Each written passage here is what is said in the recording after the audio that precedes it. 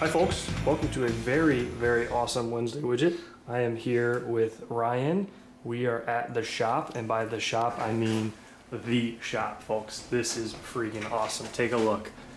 First of all, that actually is a sweet electric forklift, but look. We are gonna go play with this 6x12 OMAX 6-axis Waterjet.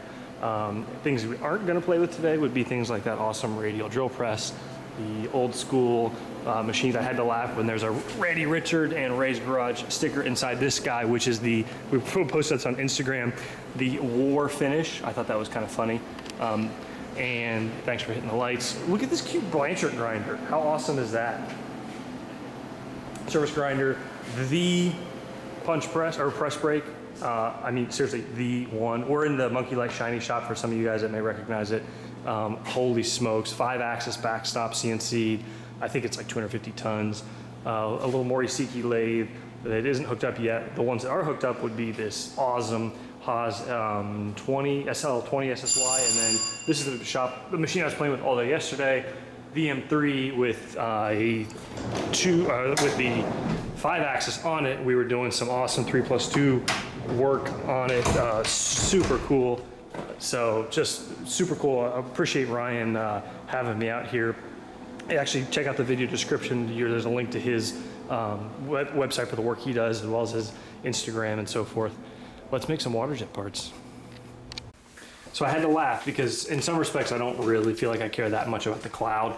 You know, I talked about how I've always used SugarSync to sync all my SolidWorks files, and you know, the cloud isn't that big a deal. But hey, I gotta admit, I have my laptop back at my Airbnb place, and Ryan and I were grabbing lunch, and he said, "Hey, you want to make one of your or something on the Waterjet?" And I said, "Oh, let's do this.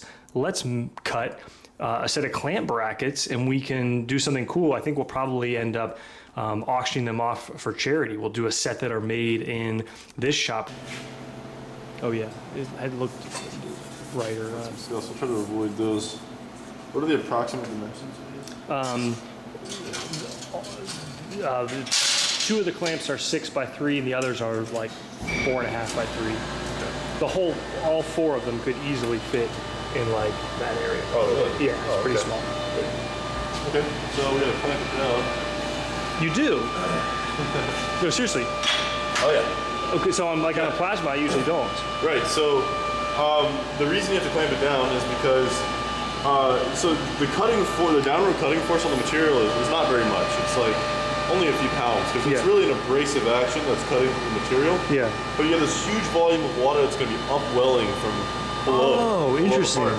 So the OMAX guys are telling us that they've had people that are cutting, 4x8 1-inch plate, and the amount of volume of water that's moving will actually float these parts and move them around. And they'll say, "Oh, the machine needs to be calibrated, it's not working." And they're like, "Well, are you clamping your parts down?" They're like, "No, we don't need to clamp them." They're like, "Clamp your parts." And so that's cool. You've got the corner jig that sets up. Yeah, it's like a good proximate home. Yeah. And then we'll use these clamps over here. Oh, interesting. I love the rubber ducky. Yeah, it's a critical part of the machine. I believe OMAX includes one with.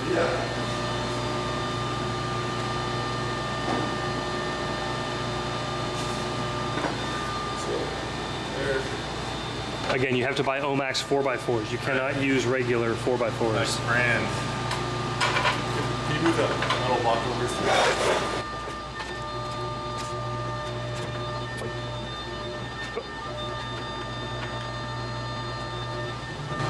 So the little tip I think that we see, that Ryan, is the carbide that can break pretty easily. So yeah, this is the carbide mixing tube. You got it. And they can't break. The reason that they're made to be breakaway is because you have this 4-axis head right here. So this thing can swivel around. So in order to avoid damaging the actuators in this head right here, you make breakaway nozzles. Can we show them that part?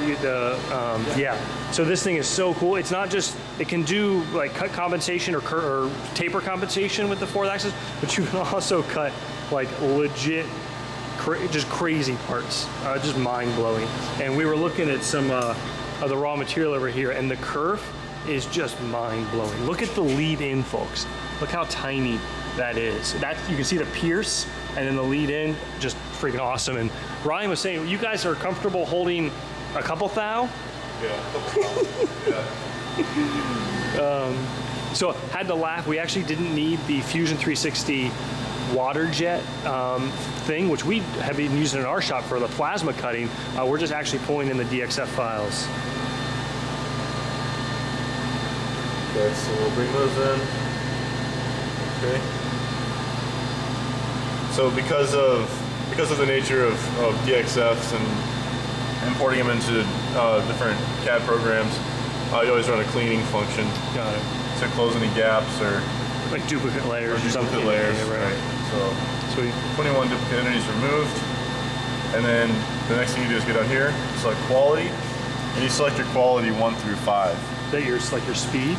Yeah, so that basically adjusts the feed rate of the machine. So quality 5 is going to be a very high quality. Quality 1 is just plowing through material, just rough cutting. So 3 is pretty standard.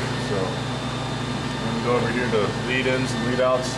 Oh. Auto path, automatically generates the path there. And then, well, we want to make 2 of these, right? Yeah, exactly. Okay. Well, then let's go back here. And you know what? I didn't. I forgot to include my logo. Is that? Oh, well, we should. Can I redo it? Yeah. Just re-DXF it? Or do you want the logo separate, or do you want it in this? You can make it a separate line drawing, separate DXF? separate lines in here. Okay. It can be a part of it, and we just specify that those lines are okay. etched. Okay, I'll go do that then. Okay. Scribe is actually what we're gonna do, which uses no abrasive. So by turning off the abrasive, we can actually etch the logo into the clamp, which is freaking awesome. Yeah. And then we'll select everything else here. It's just like grouping it. That's sort of grouping it all together. So I'm selecting everything else, and I'm going to assign a cut quality to these parts. Got it. So now I'll come in here. Quality of these selected parts is 3. Sweet. Oops, missed one. And so quality is that sort of inches per minute in terms of? Yeah, basically. Got it. Yeah, it's just the feed rate. Right. The machine likes to the machine pretty much only likes to cut at 60,000 psi or 55,000 psi. Right. Right. Got it. So if you So the just slower adjust you go, feed the rate- better. Yeah. Yeah, the slower you go, the finer your edge quality will be. And then this window right here gives you a preview of where all your cuts are going to be. So you want to make sure that all these look good. So the dotted line is the center line of your nozzle. The red is the kerf, and the pink is the actual boundary of the part. Do you know what the kerf is? It's going to be 15 thou. 15,000? Yeah. So the nozzle itself is 30,000. So you can see right here. No kidding. That's the nozzle. Really? Yeah. So the kerf is somehow smaller. Wow. So hell, that's all carbide, huh? So the kerf is 30. No. So the kerf is 30 thou. Okay. The tool offset is 15 that's thou. half, It's half the kerf. Yeah. Sure. That makes sense. Right. Gotcha.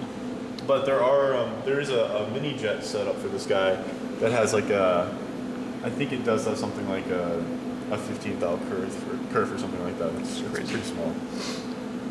Turn the pump on. So the first, the butcher block thing here is the pump. Yeah. But everything. Oh, no kidding. Sweet.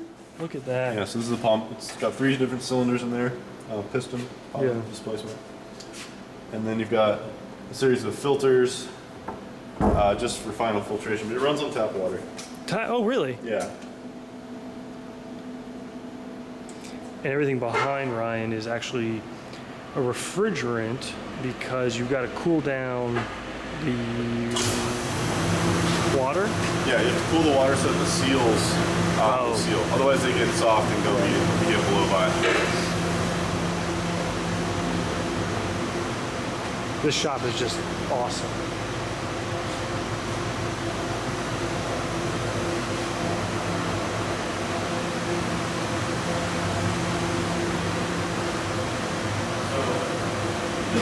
This scooter here, we can just select from a list of material that we have. It's very simple. You have all kinds of things in here. You have ceramics and composites, glass, metal, plastic, stone, wood, and all kinds of other things. And you can also just enter in your own materials and their own properties. Yeah. So for this, Interesting that you would cut stainless at a different feed rate than mild steel. it's a harder material, so the abrasive, the garnet, it takes longer to saw through it, basically. Got it. So, Yeah, and that's really what it is. I mean, it's no different than sawing or grinding with just abrasive that happens to be suspended in water. Right, exactly. Yeah, the water is really just a transport fluid. It's kind of like a working fluid. Yeah. Yeah. So it's like mild steel here. The thickness is about, what was it, 0.11. Let's say 0.12. Yep. Tool offset, 15 thou. We can set our scribe speed here. Oh, that's fast. Yeah, it does go really fast. Scribing at 120 inches a minute, although 120 Yeah. inches a minute on this thing is going to look like molasses. Yeah. We'll have to see if that's correct. Okay, sweet. It scribes first, obviously, because it knows Yeah. the part loosens then. Yeah. That's an adjustable, that's something that the machine doesn't automatically know. It's like a manual, you manually input that number. I'm not really sure if that's correct or not, but we'll try it. Cool. Okay, so now, you jog our machine out. Woo! Jogging, jogging.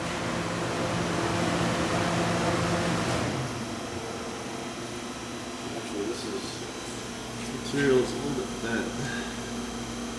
Ooh. Will that matter? Yeah.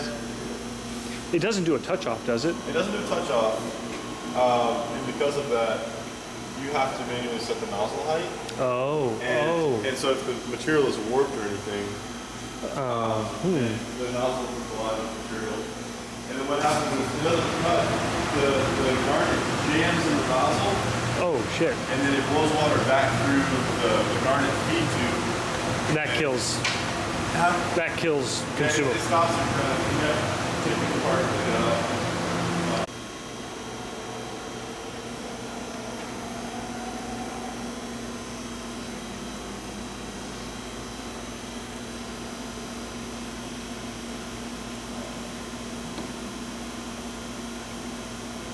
And so how high do you want to be above the We material? have these gauges here. So 80 sweet. thou Oh, okay, that's what that's for. is the magic number here. So You just slide use this on it. in Oh, there. that was And actually, lucky. I happen to just get it That's just lucky. perfect. That's lucky. That's it right there. So all materials cut at that. Everything. Yeah, Interesting. everything. It's like a universal. Cool. And this is in case you have a water jet on your yacht and you drop the key in the ocean, you can retrieve your gauge. Yeah. There are a handful of very expensive parts in the bottom of that tank that are just gone forever. Gone forever. So the garnet's actually in this sort of reservoir, and Yeah. which is pressurized with compressed air. Oh, you're seeing it flowing. So cool. See the garnet moving? So it goes all the way through these tubes, all the way to the back, to the black, what do you explain, Ryan? Well, it goes all the way through the tubes and then feeds into this smaller hopper here, Yeah, there it comes. which is an immediate reservoir just for the machine to use. Now that's still a lot of garnet. I mean, we won't use but a smidgen. Yeah, we're only going to use a very small amount. Right. So this holds about, let's see here, about 25 pounds of garnet. But on here you can see that these parts are only going to use about 4.5 pounds. But still, 4.5 pounds of garnet? Yeah. Oh, It's about 40 cents a pound, I believe. The garnet. Wow. So a full a couple bucks to cut these in garnet alone. Yeah. Wow. Oh, So it's just. is that okay? Yeah. Actually, might be out. This right here. So this part of the tank is it's full of air. It's like a big ballast, so you can rapidly raise and lower the water level without draining the water. Holy cow. So we're going to submerge the part. Yeah, let's submerge it apart. That's awesome. So you can cut above water. It's fine. It's just that the water coming out is supersonic, so it's loud. No kidding. Yeah. So I mean, it's not like it won't do like instantaneous permanent hearing damage, but it's loud enough so that you don't want to have to listen to it all day if it's cutting. Then you flip the cup upside down to keep So the... it's like a plunger, yeah. What's that? That's lowering the water level. Wow, I just lowered it a little bit. that's so cool. So now we're ready to cut. Let's rock and roll. Where's the go button? It's the begin machining right That's here. very unexciting. Yeah. Here we go. Okay, here we go.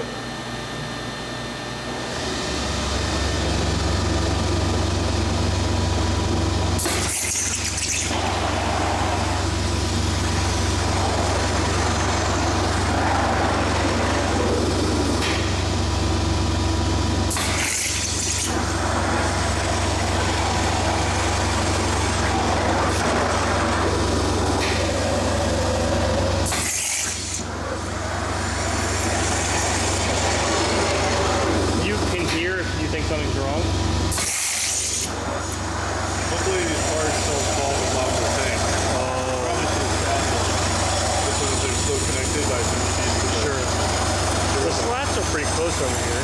Yeah, we'll see. If we lose a part, we'll just cut it.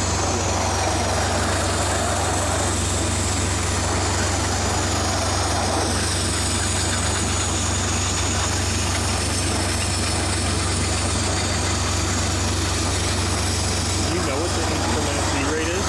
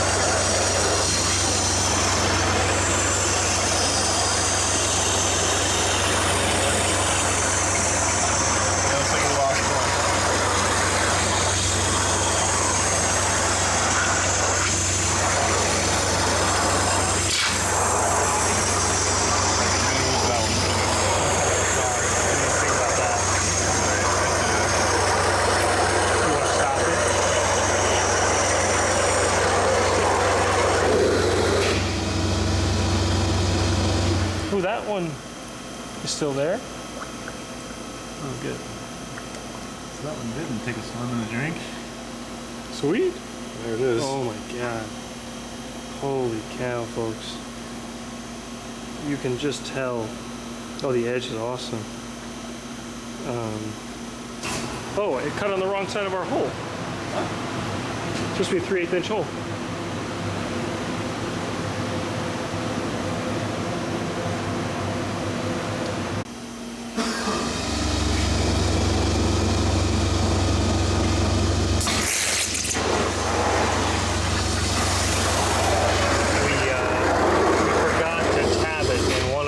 For a drink and you're not fishing it out, so let's try that again.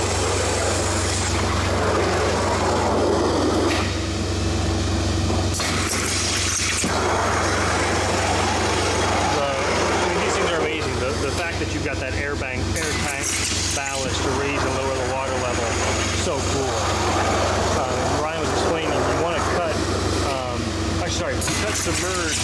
That doesn't. You clamp it down so that it doesn't float away. Why do you need to cut submerged? You cut submerged because sometimes it does splash. Okay. And it's also kind of loud to cut. I mean, oh, the water goes supersonic. Yeah, the water is supersonic coming out of the nozzle. Yeah. So it's like your own fighter jet in a shop.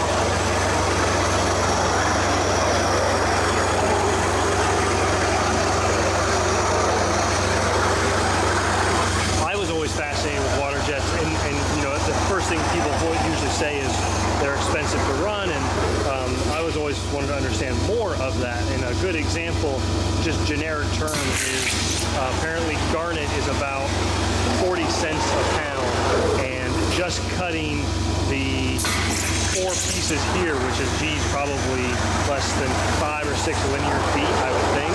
We're going to use maybe 4.5 pounds of garnet for the computer's estimation. So you're talking about a couple bucks just in garnet, not counting obviously labor and you know, machine maintenance and electricity and so forth. So first, it makes you appreciate these things are phenomenal in their cut quality. Obviously, unlike plasma or HD plasma or oxyacetylene, you can cut anything. It doesn't have to be metal or conductive. You've got plastic, wood, ceramics, etc. But boy, they're expensive to run.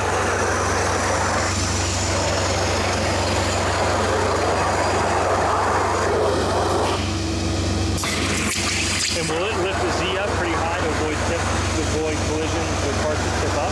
Yeah, so it'll do, anytime it has to traverse over a place that's already been cut, it'll do a heads-up traverse. It'll come up a couple inches, then traverse, and then come back down. Got it. And the noise that we're hearing is the pump over there working? Yeah, that's right. Got it. 36 horsepower pump. 36 horsepower? Yeah.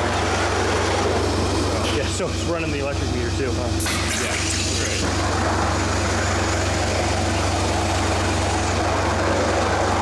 It's hard to imagine how and why anyone will be able to come out with any, you know, sub $20,000 or sub $30,000 water jet. There's just so much expensive stuff. Oh. Etching. That's the etching. Oh, wow. Holy cow. So, turned off the garnet and you just use air to etch out our logo. Sorry. All right, thank you. I can't wait to see how that looks.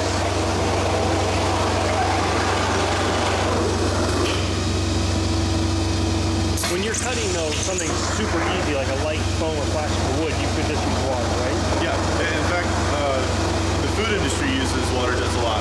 Okay. For different things, and they'll just use water to go right Yeah, to food. right. A lot easier or a lot cheaper. Oh, they'll cut food with it? Yeah, they got food. Like they have food grade machines, and the water's all food grade. You know, so it's like That's hilarious. yeah, it's like candy and all kinds of Oh, stuff. right.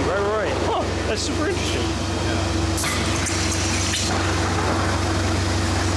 That's what I was thinking about when Tom was explaining the wire maker. I'm thinking when you shoot out candy cane or whatever, you roll up the stuff and you pull it out where it's smaller. Oh yeah, right.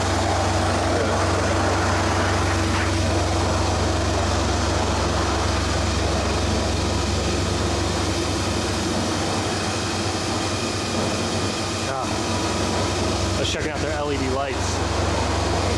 Totally different than the ones we were looking at, but I think folks have said the 70 CRI is too low to look at some other ones, so that's one of the projects I'm working on now.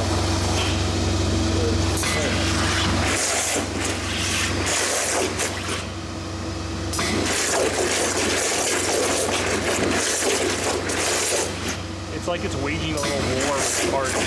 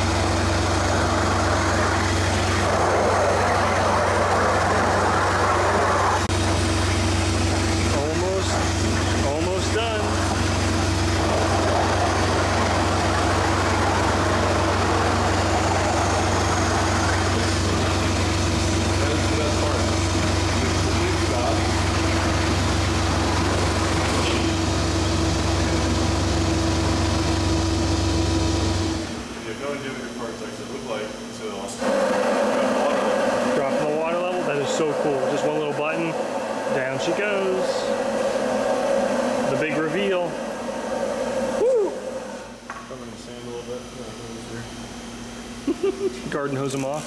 Yep. Holy cow. Look at that, folks.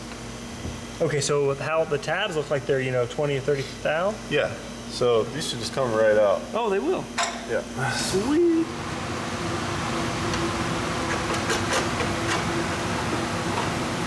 Don't hit the... Yeah, the nozzles. Yeah, that's easy to grind down. Look. We have a little bit of, there was a little bit of scarring on the metal. Yeah, right. That's easy. But yeah. Sweet. Oh, man. Sweet.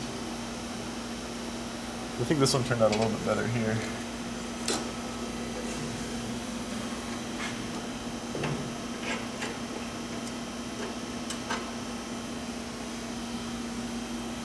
Yeah, look at that, folks. The awesome. It's really cool.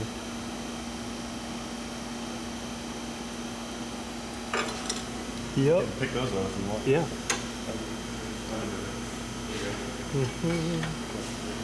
There we go.